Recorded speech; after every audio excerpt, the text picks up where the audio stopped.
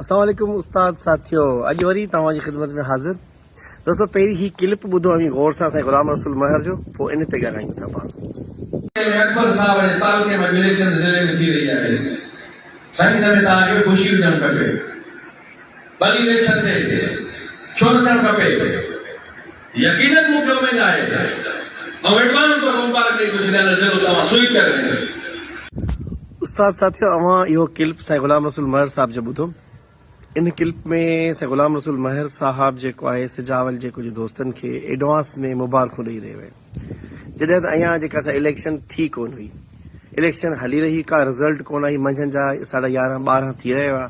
पाण साईं नाज़र निज़ामाणी जे जेको आहे प्रोग्राम में उते जेको सो पंहिंजी सरदार जेका असां तकरीर करे रहिया, उन तकरीर में साईं जिन जेको शाह साहब आहे, उन शाह साहब मुखातब थींदे चवे थो त साईं तव्हांखे मुबारक हुजनि, एडवांस में तव्हां ज़िलो खटे वेठा आहियो।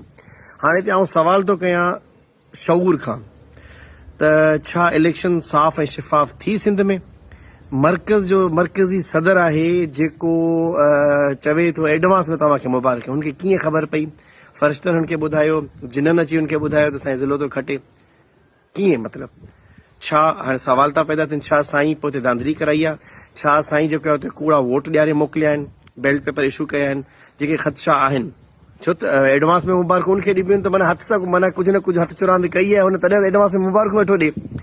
सो मुंहिंजे शऊर खे इहो सवाल आहे त इहो साईं खे सूंहे कोन पियो कि साईं गुलाम रसूल महर जे तरफ़ां जेको इलेक्शन विढ़ी रहिया हुयासीं न, त उन में साईं धुर न थियणु घुरिजे हा, साईं न्यूट्रल हुजे हा, साईं ईअं एडवांस में कंहिंखे मुबारकूं न ॾिया।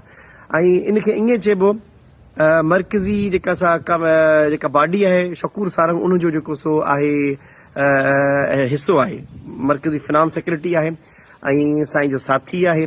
ऐं हू ज़िलो इन्हनि जो पंहिंजो पाण में आहे। उमिरि वारो हणी खणे, हू हणी खणे, जेको बि दोस्त ईंदो असांखे क़ाबिल क़बूल आहे। असां मेरिट ते जेको अचूं था त माना इनखे ईअं चइबो जीअं को न नांग खे खाईंदो आहे, भला खे खाईंदे आहे, या नांग जेके पंहिंजा बच्चा खाईंदा आहिनि।